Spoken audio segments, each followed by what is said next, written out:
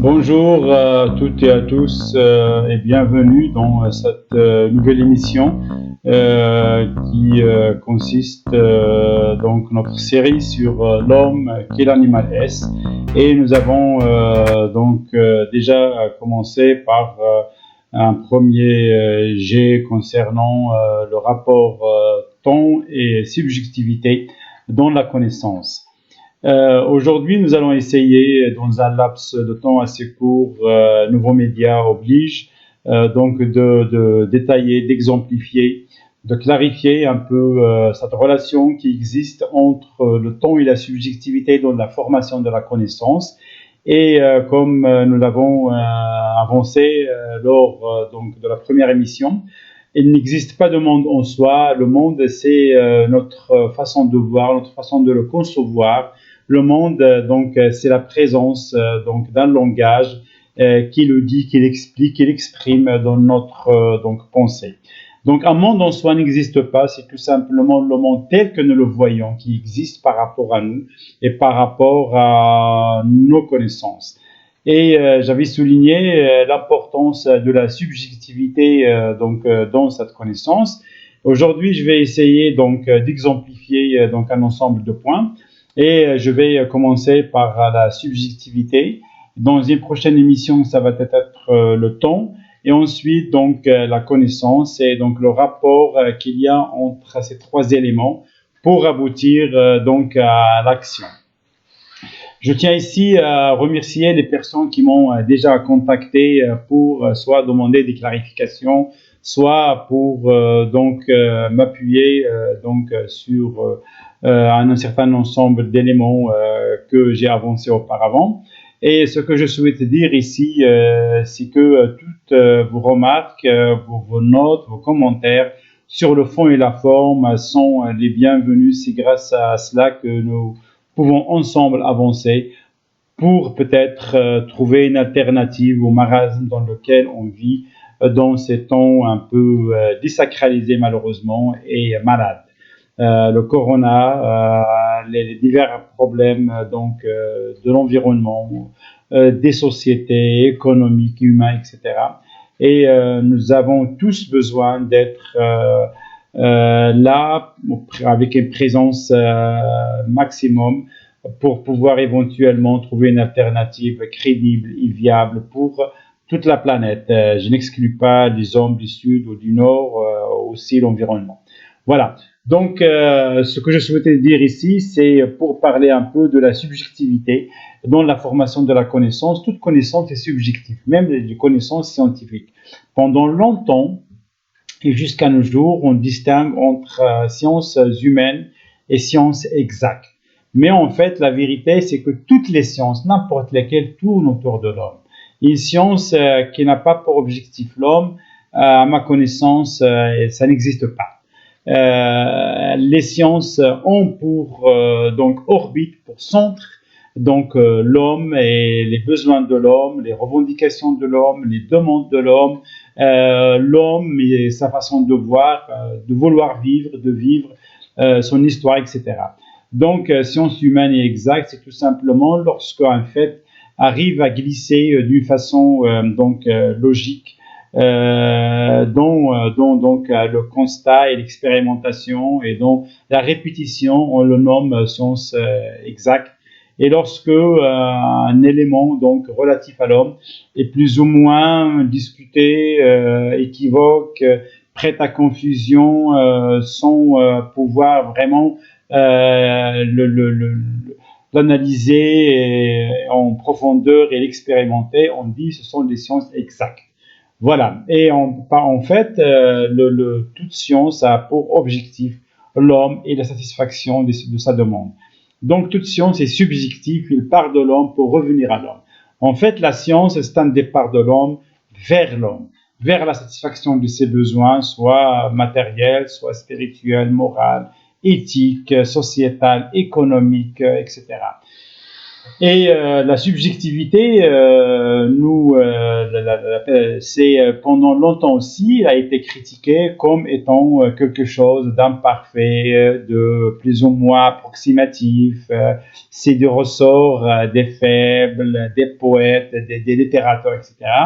En fait, n'importe quelle science est subjective. Au contraire, ce qui fait l'homme, c'est qu'il est subjectif. Il n'y a pas, à ma connaissance, d'objectivité pure parce que dans ce cas, il faut changer le langage. Le langage est déjà subjectif parce que tout simplement, lorsqu'il parle, comme on le dit si bien dans la sémantique et la sémiotique, lorsque tu parles, tu dis je sans t'en rendre compte en fait. Tu t'exprimes toi-même à travers ton langage, à travers ta façon de voir, à travers ta culture, à travers ton histoire, à travers ton être. C'est pour cela que la plupart du temps, la subjectivité, lorsqu'il intervient pour poser les jalons de la connaissance, il pose en fait des jalons qui sont plus ou moins subjectivement apparentes, c'est-à-dire soit c'est la subjectivité du point de vue culturel, religieux, historique, linguistique, etc. Ou bien c'est plutôt une subjectivité utilitaire, utile, comme par exemple lorsqu'on parle d'agriculture, la même chose pratiquement pour tout le monde. Lorsqu'on parle de la satisfaction donc de ses besoins, peu importe lesquels, c'est une subjectivité certes, mais elle est générale. Donc on distingue ici une double subjectivité, une subjectivité culturelle, historique, donc personnelle, et une subjectivité générale, donc relative à toute l'espèce humaine. C'est grâce à cette subjectivité que l'homme arrive à acquérir un ensemble de connaissances, et ces connaissances sont utilisées dans sa vie de tous les jours. Le temps, en fait, qui intervient toujours, il intervient dans le développement de cette subjectivité, donc à long à moyen terme. Un exemple très simple, c'est par exemple la découverte du charbon. Mais avant le charbon, on avait le bois. Et c'est en fait l'homme dont ses besoins de se chauffer, de se nourrir, de s'éclairer, de se défendre contre les animaux dans la préhistoire, entre parenthèses. Il a été obligé de recourir donc au bois. Ensuite, il a découvert le charbon. Ensuite, il a découvert le pétrole. Ensuite, il a découvert en même temps le gaz. Après, l'énergie hydraulique. Après, c'est l'uranium. Après, c'est le solaire. Maintenant, c'est l'éolienne et le solaire. Et je suis sûr et certain qu'il existe une autre énergie que l'on va mettre donc peut-être quelques années, peut-être très bientôt à découvrir, et qui sera peut-être l'alternative à beaucoup de nos soucis un peu partout dans le monde.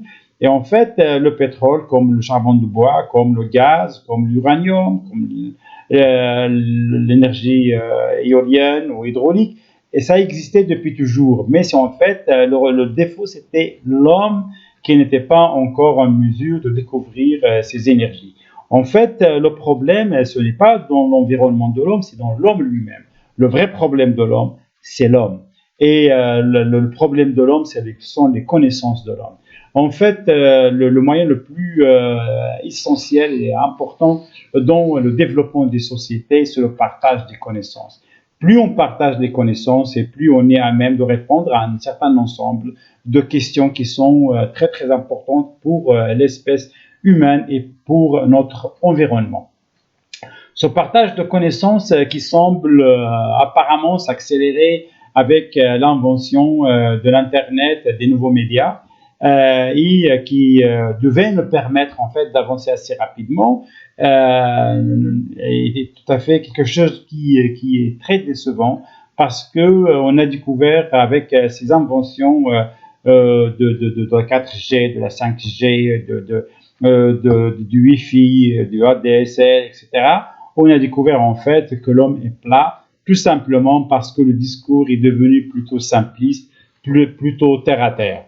Et en fait, on a besoin de reconsidérer donc notre rapport à la connaissance et notre rapport au partage de connaissances pour pouvoir avancer. Voilà, donc la subjectivité de l'homme le pousse vers des retranchements de la pensée. ces retranchements de la pensée qui sont la facilité, qui sont le repli sur soi, sur le culturel, sur le linguistique, sur le religieux, et qui sont toutes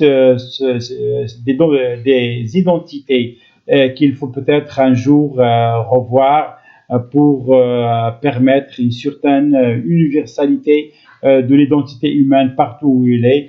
Et cela nous amènerait peut-être à une nouvelle façon de concevoir l'éducation et l'enseignement. Certainement, l'enseignement de demain ne va pas être un enseignement renfermé sur une culture, une langue, une religion, mais ça va être sur le partage de connaissances et sur la diversité. Demain, peut-être, les machines vont résoudre le problème de la tour de Babel, d'après la légende. Et je vais en conclure là. Lorsque les hommes étaient dans la mythologie donc ancienne, était un seul être. C'était un être extraordinaire qui avait 4 bras, 4 jambes, 2 têtes, etc. Et qui était tellement puissant qu'il osait défier les dieux et qu'il savait absolument tout, qu'il n'avait pas besoin de l'autre moitié pour se procréer et se procréer lui-même. Donc c'est une sorte d'hermaphrodite. Et un jour, les hommes, en voulant donc défier les dieux, ils ont construit une tour immense dans le ciel pour défier les dieux justement et pour prendre la connaissance. Alors Dieu, dans une colère incroyable, a partagé l'homme en 2 parties, il les a scindés en fait, et ça nous a donné le masculin et le féminin, et ça nous a donné aussi des hommes qui ne s'entendent pas, qui ont plusieurs langues, plusieurs cultures, d'où la différence de l'espèce humaine par les langues et par les cultures. Donc on ose rêver que les nouveaux médias, la nouvelle communication donc fluide et immédiate par les nouveaux substrats de communication vont nous permettre d'accéder à cette force ancestrale de la mythologie bien sûr, pour pouvoir communiquer dans n'importe quelle langue que l'autre puisse vous comprendre, dans n'importe quelle religion qui ne sera pas bannie et rejetée par l'autre partie, ou dans n'importe quelle façon de voir et d'interpréter le monde sans être pour autant rejeté, ou qu'on puisse accepter tout un chacun pour vivre ensemble et construire ensemble et pour la sauvegarde de l'espèce humaine et de notre planète. Voilà donc cette partie qui n'a pas dépassé, j'espère, les 13 minutes sur la subjectivité qui est essentielle à la connaissance, mais avec un certain garde-fou. Je vais essayer dans la prochaine version qui va intervenir bientôt concernant le temps, de pouvoir donc faire une relation entre le temps et la subjectivité dans la formation de la connaissance. Jusque-là, je vous remercie pour tous vos commentaires, votre participation est la bienvenue à n'importe quel moment et à très bientôt. Merci.